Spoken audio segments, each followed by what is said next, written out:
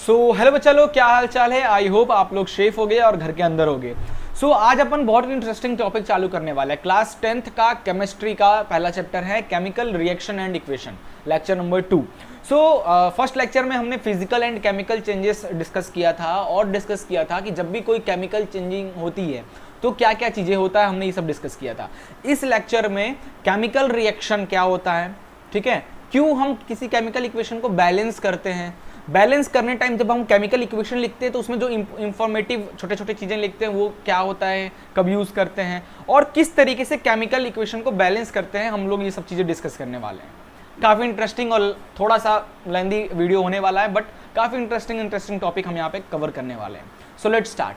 But एक छोटी सी request आप लोगों से, वीडियो शुरू करने से पहले चैनल पर नए हो तो चैनल को सब्सक्राइब जरूर कर लेना ऐसे ही वीडियोस के लिए, और लाइक और शेयर करना बिल्कुल मत भूलना। चलिए शुरू करते हैं।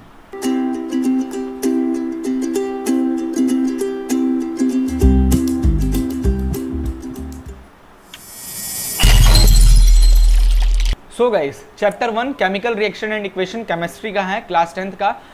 देखो यार, इसका नोट्स वगैरह चाहिए ना तो आप www.edugron.in पे जाना, ठीक है, आपको मिल जाएगा, डिस्क्रिप्शन में लिंक वगैरह मिल जाएगा, आप वहाँ से नोट्स को देख सकते हो। क्लियर है।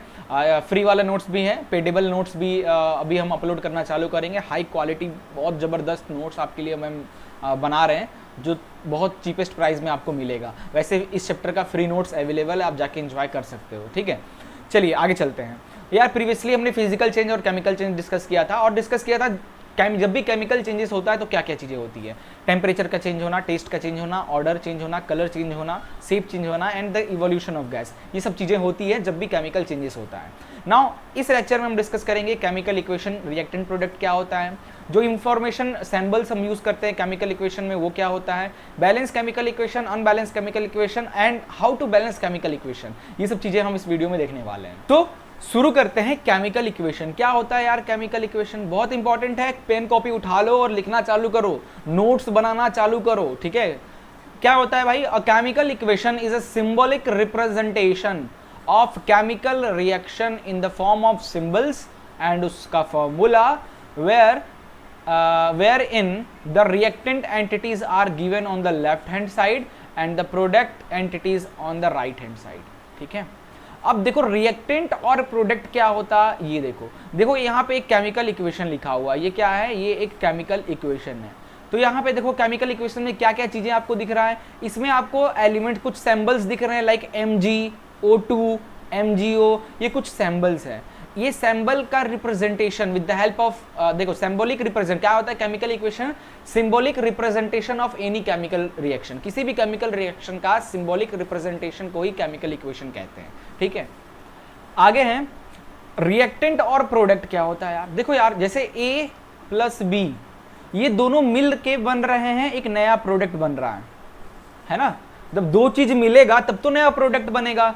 लाइक ये पेन देखो, ये पेन का ऊपर का खोखा और अंदर की लीड मिलेगी तो एक नया प्रोडक्ट बनेगा जिसको हम कहते हैं पेन, है ना। वैसे ही केमिकल इक्वेशन में भी होता है, इधर A और B, तो A और B ये क्या है, लेफ्ट हैंड साइड है हमारा, और ये जो नया प्रोडक्ट बना है ये क्या है, हमारा राइट हैंड साइड। तो दो रिएक्टेंट क्या होते हैं, दो रिएक्टेंट मिलकर एक नया प्रोडक्ट बनाता है। जरूरी नहीं है एक ही प्रोडक्ट बने, और भी प्रोडक्ट बन सकते हैं, वो डिपेंड करता है केमिकल इक्वेशन किस चीज का आप रिएक्शन करा रहे हो उस पर डिपेंड करता है, यानी रिएक्टेंट पर डिपेंड करता है कि प्रोडक्ट क्या क्या बनेगा, ठीक है। सो रिएक्टेंट का डेफिनेशन नोट कर लो, substance which take part in chemical reaction are called reactants. वो सब्सटेंस जो केमिकल में पार्ट ले रहा है, लाइक यहाँ पे देखो मैग्नीशियम और ऑक्सीजन, मैग्नीशियम लिया ऑक्सीजन लिया, दोनों को मिलाया, तो कोई केमिकल रिएक्शन में मैग्नीशियम और ऑक्सीजन पार्टिसिपेट किया तब तो नया प्रोडक्ट बना, तो participant element is known as reactant, और उससे जो नया प्रोडक्ट बना, new substance formed after the chemical reaction is called product. Example MgO, इस केस में example MgO is a product, ठीक है। क्लियर हो गया। तो केमिकल इक्वेशन ये चीज तो आपको अच्छी से क्लियर हो गई होगी। आगे हम डिस्कस करने वाले, जब भी हम कोई केमिकल रिएक्शन लिखते हैं ना, आप ध्यान देना कुछ कुछ सैम्बल्स आपको देखने को मिलता है। यही प्रीवियसली इसी को देख लो यार, इसी को देख लो, यहाँ पे कुछ आपको दिखेगा, क्या क्या चीजें नई नई चीजें दिख रही हैं, आओ मैं दिखाता हूँ। देखो यार, एक तो मैग्नीशियम है ना, मैग्नीशियम के साथ ये क्या S क्या है, ये सैम्बल काहे का है भाई, ये O2 के साथ ये G का सैम्बल क्या है, ये MgO के साथ ये S का सैम्बल क्या है, ये तो एक ही सैम्बल है और काफी सारे सैम्बल्स होते हैं। है ना। कभी कभी आप देखोगे ये जो गिब्स है ना, इसके ऊपर डेल्टा बना होता है इस तरीके से, कभी कभी इसके ऊपर टेम्परेचर लिखा होता है 55 डिग्री सेल्सियस, है ना, इस तरीके से। ये सब क्या है अपन डिस्कस करने वाले हैं। देखो यार, symbols and informative for the chemical reaction, ये बहुत जरूरी है बच्चा लोग, बहुत जरूरी है कि आप, क्योंकि आपको कोई बताने नहीं आएगा कि ये केमिकल इक्वेशन में, वो केमिकल इक्वेशन में क्या समझाना चाह रहा है, क्या हो रहा है, वो कोई बताने नहीं आएगा, आपको देखकर समझना होगा। क्लियर है। और अगर आपको कोई चीज दिखाना है तो आप सिंबल्स को यूज भी करोगे ताकि सामने वाला समझ पाए कि आप हीट दे रहे हो, कि प्रेशर लगा रहे हो, कि कोई कैटलिस्ट ऐड कर रहे हो। तो केमिकल बोलना नहीं है, लिख कर ही आपको बता देना सामने वाले में कि आपने क्या क्या किया है कि ये चीज प्रोडक्ट बना है, लिख के ही आपको सिंबल्स की हेल्प से बता देना है। ठीक है। तो सबसे पहले देखो हीट, मान लो कोई केमिकल रिएक्शन हीट टेम्परेचर देने से कोई रिएक्शन हो रहा है, लाइक मैग्नीशियम और ऑक्सीजन। मैग्नीशियम बर्न करेगा जब उसको ऑक्सीजन मिलेगा, मैग्नीशियम रिबन जब बर्न तब होगा जब उसको ऑक्सीजन मिलेगा। तो एटमॉस्फेयर में ऑक्सीजन तो है ही, है ना। तो मुझे बर्न करने के लिए मैग्नीशियम रिबन को हीट देना पड़ता है। तो ये देखो एक सिंबल दिख रहा है, तो इसको पढ़ते कैसे है, देखो 2 mg magnesium react with oxygen to gives. पढ़ने का देखो पढ़ा कैसे आता है, magnesium react with oxygen to form या to give magnesium oxide, like this. अभी जो गिव्स का साइन है, गिव्स GIVES, ये गिव्स, इसके ऊपर ये डेल्टा का बनना, इसका मतलब डेल्टा का सिंबल, इसका मतलब है कि जो केमिकल रिएक्शन हो रहा है इसमें आप हीट दे रहे हो तभी आपको बन रहा है। That is, it means del means आप हीट दे रहे हो, है ना। तो हीट की वजह से ये MgO बन रहा है। देखे, बिना मेरे बोले आप समझ जाओगे इस सिंबल की हेल्प से कि यार केमिकल रिएक्शन में हो क्या रहा है। ठीक है। अब आगे देखो सनलाइट, मान लो कोई केमिकल रिएक्शन सनलाइट, सन की जो लाइट है उसकी वजह से कोई रिएक्शन हो रही है। लाइक देखो हाइड्रोजन है और क्लोरीन है, हाइड्रोजन और क्लोरीन, हाइड्रोजन ले लो, हाइड्रोजन गैस और क्लोरीन, ठीक है, दोनों को मिक्स करके सनलाइट में रख दो, काफी 2 4 5 घंटा देखोगे HCl बन जाएगा, हाइड्रोक्लोरिक एसिड बन जाएगा। तो सनलाइट की वजह से बना है। तो गिब्स की जो एरो है ना, एरो के ऊपर आपको सनलाइट लिखना होगा, तभी समझ में आएगा कि हाँ सनलाइट की वजह से ये रिएक्शन हो रहा है। ठीक है, दूसरा सिंबल। तीसरा सिंबल है कभी कभी कुछ रिएक्शन प्रेशर की वजह से होता है।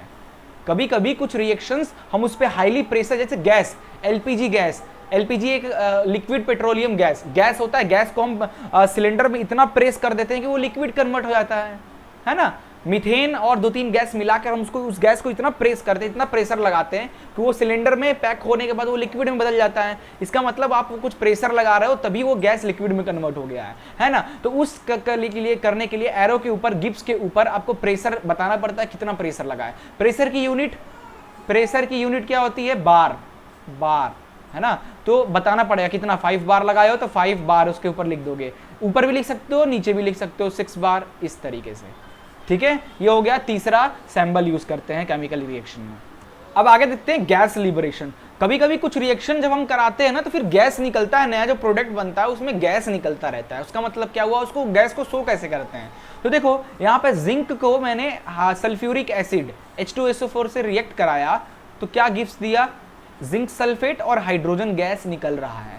तो हाइड्रोजन गैस के फॉर्म में बाहर निकल रहा है ना। एक ये देखो ये रिएक्शन है, मान लो ये जिंक है, ये सल्फ्यूरिक रिएक्ट कराया, ये देखो गैस निकल रहा है बाहर की ओर, दैट इज हाइड्रोजन गैस, है ना।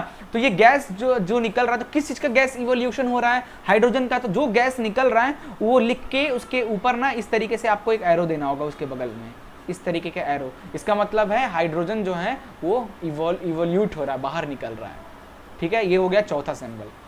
पांचवा है कैटलिस्ट। कैटलिस्ट ऐड करते हैं जब किसी केमिकल रिएक्शन में, तब उसको कैसे शो करते हैं।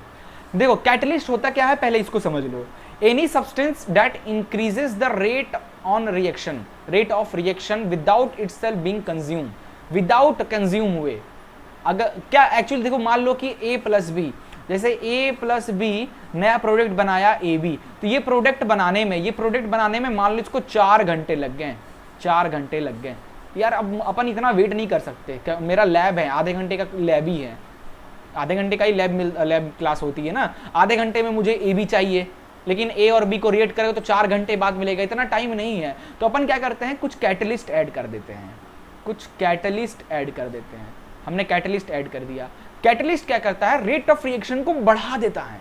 ठीक है, तो AB जो 4 घंटे में जो काम हो रहा था, हो सकता है कैटलिस्ट ऐड करने पे वो 5 मिनट में ही हो जाए। है ना, that is catalyst, rate of reaction को बढ़ाना।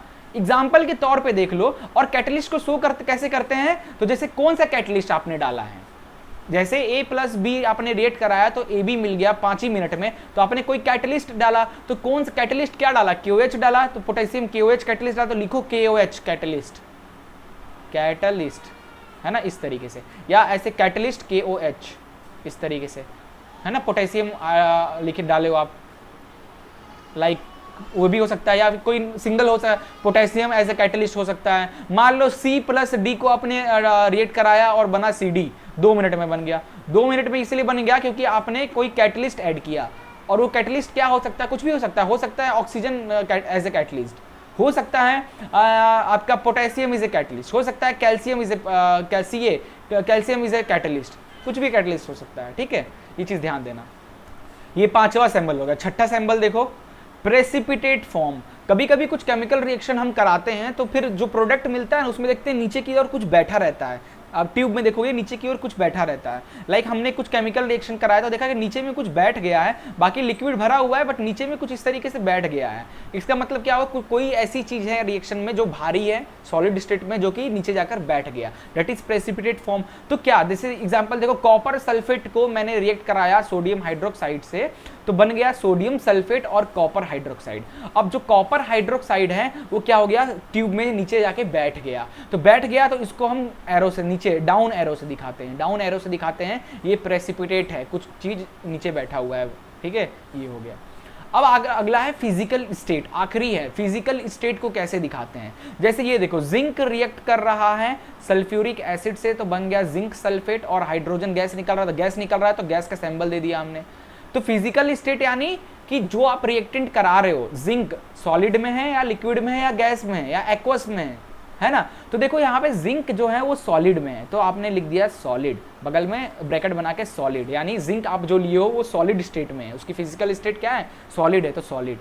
H2SO4 sulphuric acid aqueous solution में है, तो मैंने AQ लिख दिया ब्रैकेट में, AQ एक्वस सोल्यूशन में यानी पानी ज्यादा, ऐसा सॉल्यूशन जिसमें एसिड कम पानी ज्यादा, बेस कम पानी ज्यादा, तो दैट इज एक्वस सोल्यूशन, ठीक है। तो एक्वस सोल्यूशन है, तो इससे बन गया zinc sulphate, this is also aqueous solution, और हाइड्रोजन है बाहर निकल रहा है गैस के फॉर्म में, तो इसके बगल में G लिख दिया, ठीक है, that is the physical state. तो ये कुछ 7 सिंबॉलिक और इंफॉर्मेटिव इंफॉर्मेशन था, जब भी हम कोई केमिकल रिएक्शन लिखते हैं उसमें दिखाना ही दिखाना रहता है इन चीजों को, ताकि हम मुझे बिना बताए आपको समझ में आ जाए कि क्या चीज हो रहा है, किसकी वजह से क्या रिएक्शन हो रहा है, देख के ही समझ में आ जाए, ठीक है। इसको एकदम अच्छे से याद करना होगा आपको।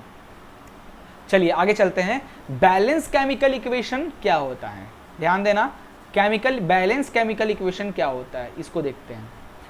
A balanced chemical equation has the number of atoms of each element equal on both sides. Number of atoms equal in both side, both LHS और RHS side, both reactant and product side. जो number of atoms है वो दोनों तरफ same होने चाहिए, ठीक है। यही होता है हमारे बैलेंस केमिकल इक्वेशन। क्यों करते हैं हम बैलेंस, किसी भी केमिकल इक्वेशन को हम बैलेंस क्यों करते हैं, इसके पीछे का एक लॉजिक है। तो according to law of conservation of mass, class 9th में आपने पढ़ा था, ठीक है, according to law of conservation of mass, mass can neither be created, mass को ना ही हम क्रिएट कर सकते हैं ना ही हम डिस्ट्रॉय कर सकते हैं, ठीक है, सिर्फ हम इसको एक फॉर्म से दूसरे फॉर्म में बदल सकते हैं। To obey this law the total mass of element present in reactant must be equal to the total mass of element present in product. इसका मतलब क्या हुआ, total mass in reactant side जो है इक्वल होना चाहिए total mass in product side, ठीक है। एक्चुअली मास बैलेंस करने के लिए जो केमिकल रिएक्शन है उसके LHS RHS दोनों तरफ के मास को बैलेंस करने के लिए हम किसी भी केमिकल रिएक्शंस को बैलेंस करते हैं। क्लियर हो गया, याद रखना, ये बहुत इंपॉर्टेंट है, MCQ में सीधे पूछता है, ठीक है।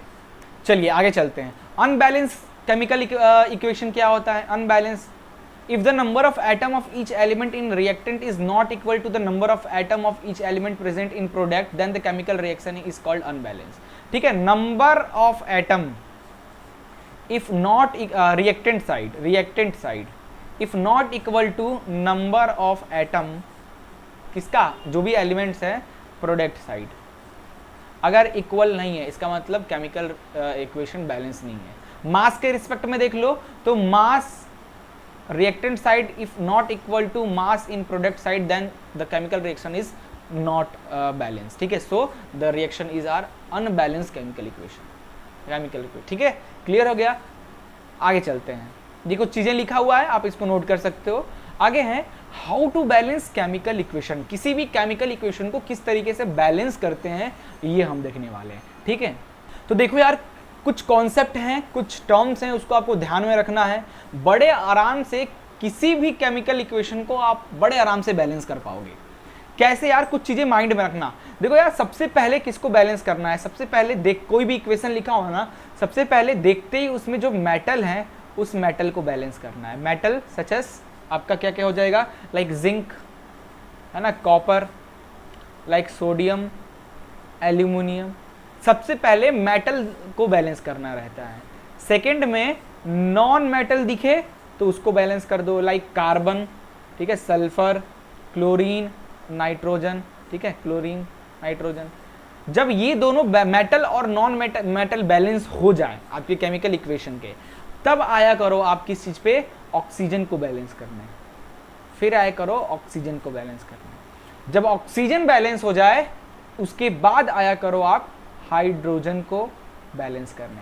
अगर ये चीज आप इस्तेमाल कर रहे हो, ये टेक्निक, तब आपके लिए बहुत ही आसान हो जाएगा किसी भी केमिकल इक्वेशन को बैलेंस करना, ठीक है। एक एग्जांपल लेते हैं, एक एग्जांपल पे समझाता हूं। For example carbon react with oxygen to form carbon monoxide, ठीक है। सबसे पहले देखो क्या ये बैलेंस है, क्या ये इक्वेशन बैलेंस है, देखो ध्यान से, ठीक है। तो देखने का भी तरीका होता है। कार्बन इधर कितने हैं, कितना कार्बन है, एक, इधर कितना कार्बन है, एक, कार्बन तो बैलेंस है। ऑक्सीजन कितना है इधर, दो, इधर ऑक्सीजन कितना है, एक, तो ऑक्सीजन अनबैलेंस है। तो जैसे केमिकल इक्वेशन कोई दिखे उसमें देखो क्या मेटल है, मेटल है, मेटल है, मेटल नहीं है, तो मेटल वाला स्टेप कट गया। अब देखो क्या नॉन मेटल है, हाँ कार्बन नॉन मेटल है, तो कार्बन बैलेंस है कि अनबैलेंस है, तो कार्बन तो बैलेंस है, दोनों तरफ 1-1 है, तो बैलेंस है तो छोड़ दो, आगे बढ़ जाओ, बैलेंस है हमारा। आगे क्या है, अब ऑक्सीजन को देखो, क्या ऑक्सीजन बैलेंस है या नहीं है। तो देखो इधर ऑक्सीजन 2 है, इधर ऑक्सीजन 1 है, तो बैलेंस नहीं है, तो बैलेंस करो। तो यहाँ पे लिख देता हूँ मैं 2, ये लिख दिया। अब देखो ऑक्सीजन हो गया बैलेंस, ऑक्सीजन हो गया बैलेंस। ऑक्सीजन जैसे ऑक्सीजन बैलेंस हुआ, जैसे आपने बैलेंस किया ऑक्सीजन को, वापस से आप फिर से पहले स्टेप पे चले जाओ। अगर मेटल है तो फिर चेक करो मेटल है तो बैलेंस है कि नहीं है, मेटल तो है नहीं।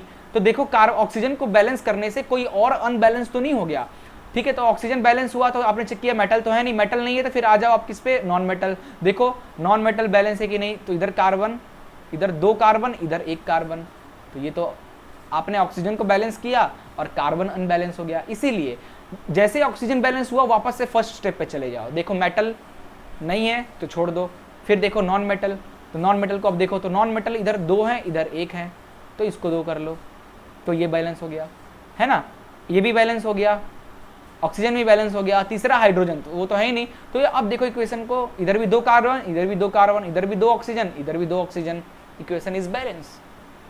अच्छा था, चलिए एक और इक्वेशन देता हूँ, इसको बैलेंस करो आप। एक और एग्जांपल देता हूँ, इसको आप बैलेंस करो, ठीक है।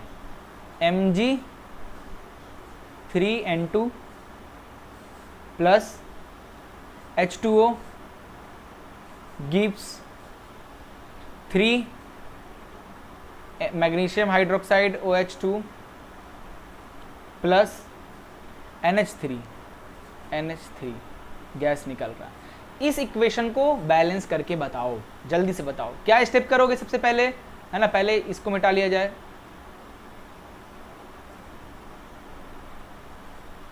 क्या स्टेप करोगे भाई, जल्दी जल्दी बताओ।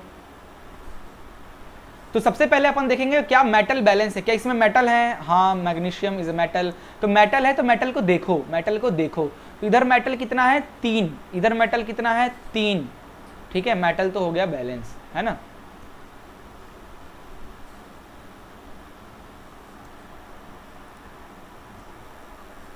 Oh shit, I think video record नहीं हुआ क्या, अरे यार यही तो दिक्कत हो जाता है।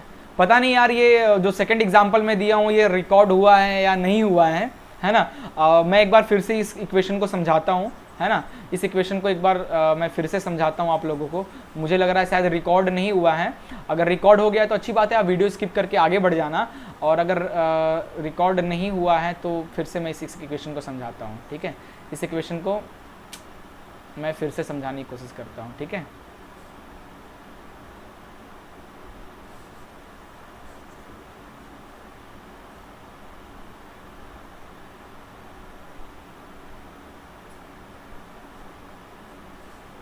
Like this, okay.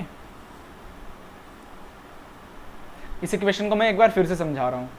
देखो क्या है, सबसे पहले मेटल को, तो मेटल देखो इसमें मेटल क्या है, मैग्नीशियम एक मेटल है, तो मेटल को सबसे पहले बैलेंस करेंगे। तो मेटल इधर कितना है 3, है ना, मेटल कितना है इधर 3, और इधर कितना है मेटल 1, तो इसको बैलेंस कर दो, तो यहाँ मैंने लिख दिया 3, मेटल हो गया बैलेंस। तो जब मेटल बैलेंस हो गया तो अब आगे चलो नॉन मेटल को, नॉन मेटल को देखो, तो नॉन मेटल में क्या है, नाइट्रोजन भी नॉन मेटल है, हाइड्रोजन भी नॉन मेटल है, ऑक्सीजन भी नॉन मेटल है। तो बोलोगे सर फिर किसको पहले बैलेंस करें, तो देखो यार हमने अपनी लिस्ट में ऑक्सीजन और हाइड्रोजन को लास्ट में बैलेंस करने का लिख के रखा है, तो उसको छोड़ दो, नॉन मेटल में उसको इंक्लूड ही मत करो, ठीक है। अभी जो नॉन मेटल है वो है नाइट्रोजन, तो इधर 2 नाइट्रोजन है और इधर नाइट्रोजन 1 है, तो बैलेंस करने के लिए मैं इधर 2 लिख देता हूं, तो इधर भी 2 नाइट्रोजन, इधर भी 2 नाइट्रोजन, ये बैलेंस हो गया, ये बैलेंस हो गया। जैसे नाइट्रोजन बैलेंस हुआ वापस से नंबर 1 पे चले जाओ, मेटल को देखो, तो मैग्नीशियम 3 ठीक है, वापस से फिर नीचे आ जाओ, नॉन मेटल को देखो बैलेंस हो गया, मेटल नॉन मेटल सब बैलेंस है।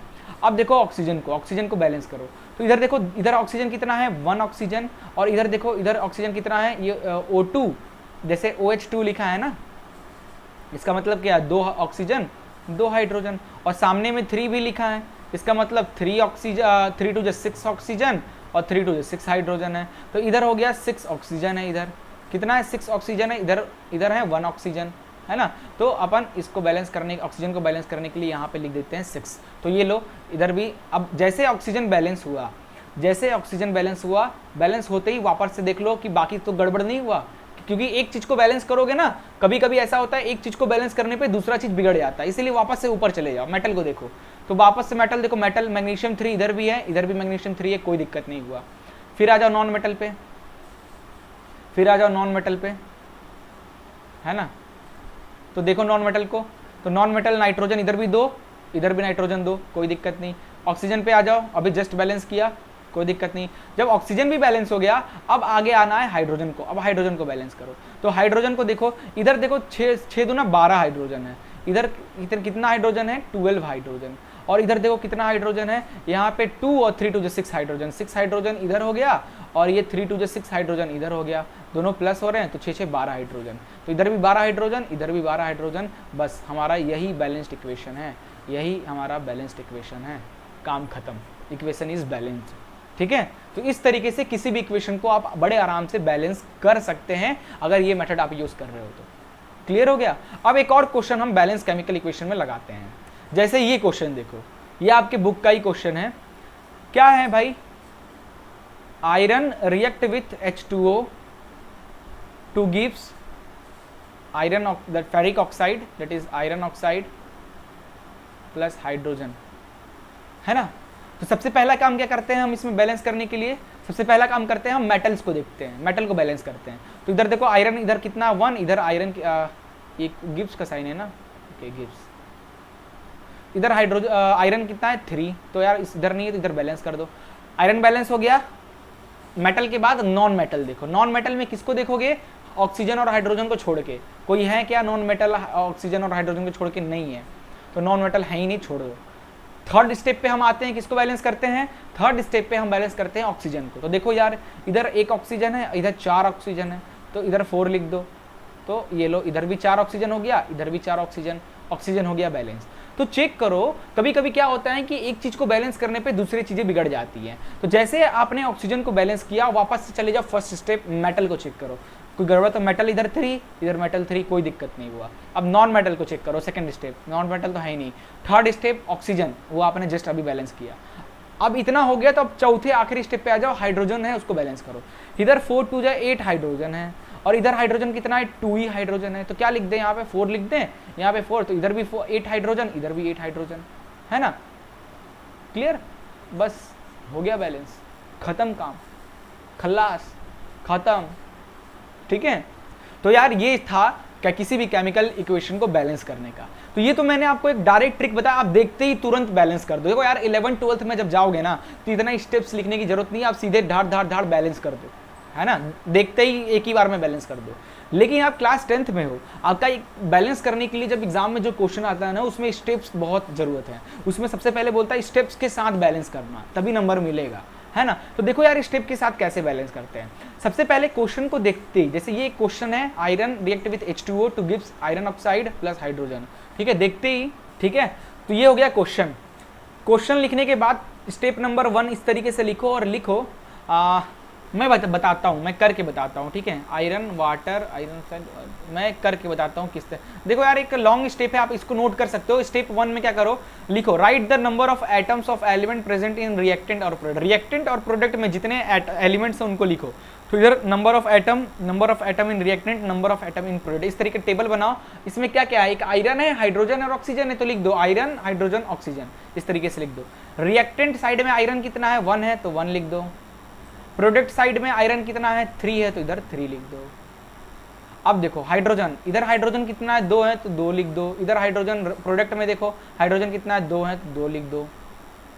ऑक्सीजन, ऑक्सीजन इधर कितना है, 1 है, तो 1 लिख दो। इधर ऑक्सीजन कितना है, 4 है, तो 4। तो ये पहला स्टेप होता है टेबल बना के सारे एलिमेंट्स कितने एटम्स है उनको लिख देना। पहला स्टेप हो गया टेबल बना के। तो टेबल बनाने से क्या होता है, हमको पता चल जाता है कि हमें किसे बैलेंस करना है। तो इसमें देखो इधर 3 है, इधर आयरन है, तो आयरन को बैलेंस करना है और ऑक्सीजन को बैलेंस करना है। हाइड्रोजन ऑलरेडी बैलेंस है, बट हो सकता है आयरन और ऑक्सीजन को बैलेंस करने टाइम हाइड्रोजन गड़बड़ हो जाए, फिर हाइड्रोजन को भी बैलेंस करना पड़े। तो पहला स्टेप ये कर लो। दूसरा स्टेप क्या करो, अब किसको बैलेंस करना, पहले मैंने किसको बोला, मेटल को बैलेंस करो, है ना। तो मेटल को बैलेंस करो, तो आयरन को बैलेंस करो। सबसे पहले इधर आयरन 3 है, इधर 1 है, तो इधर 3 मल्टीप्लाई कर दो पेंसिल से। पेंसिल से डायग्राम में 3 इंटू कर दो पेंसिल से, ठीक है। और फिर लिखो step balance the atom which is maximum in number on either side of the chemical equation. ऐसे भी कर सकते हो, या फिर जैसे मैंने स्टेप बताया। चलो यार इस क्वेश्चन को मैं ही अलग से करके बता दूं। ओके, ये रहा question. Iron ferric, iron react with water to form iron oxide and hydrogen. अब अपन स्टार्ट करते हैं इसको सॉल्व करना। स्टेप 1,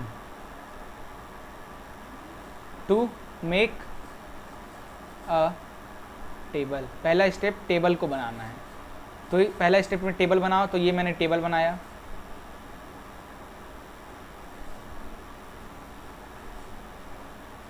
इधर लिखूंगा एलिमेंट, इधर लिखूंगा रिएक्टेंट, इधर लिखूंगा प्रोडक्ट साइड, ठीक है। 3 एलिमेंट है तो 3 रो बनाऊंगा। इधर आयरन है तो आयरन, एक हाइड्रोजन है और एक ऑक्सीजन है, इस तरीके से लिख दिया।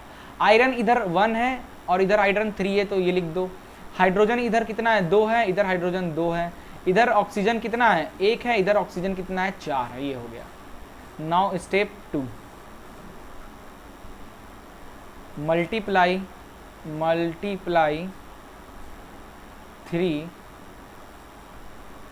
On reactant side to balance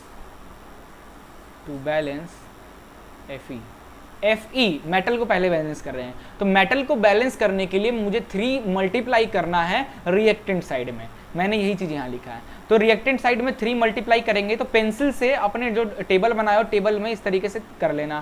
तो ये हो गया 3। और उसके बाद जैसे करने के बाद अगला इक्वेशन लिखो।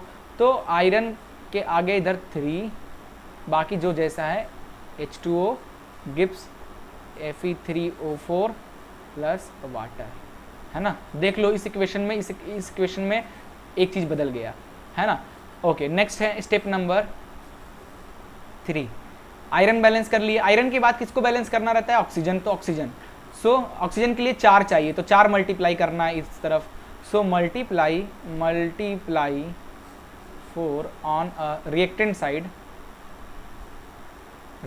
Side to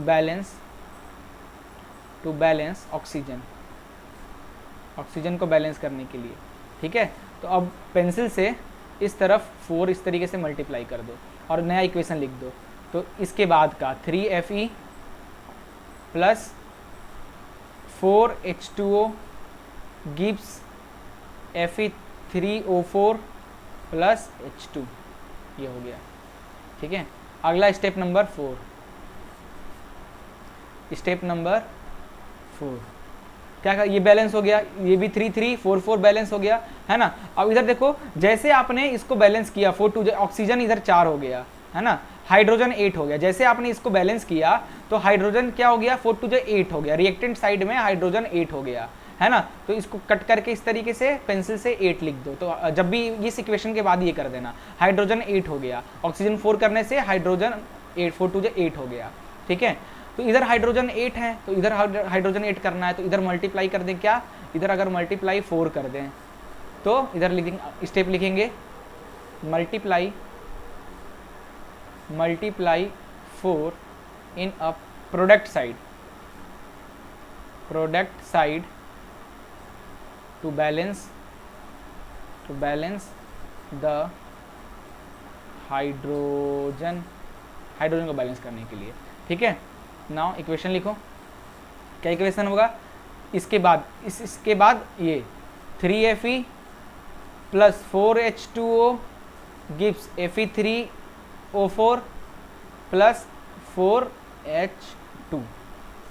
now it's balance, 8 hydrogen, 3 iron and 4 oxygen, it's balance. Okay, तो हमारा ये काम हो गया। तो यार देखो यार, मैंने आपको दो तरीके से बता दिया, एक तो डायरेक्ट मेथड मतलब किस तरीके से बैलेंस करते हैं वो मैंने आपको बता दिया, दूसरा नंबर कैसे, देखो इस तरीके से भी स्टेप लिखकर बैलेंस करते हो ना, तो 5 नंबर का क्वेश्चन है तो 5 में 5 आपको आराम से मिल जाएगा, कोई इशू नहीं है बोर्ड में। इस तरीके से स्टेप से बैलेंस करोगे तो ठीक है।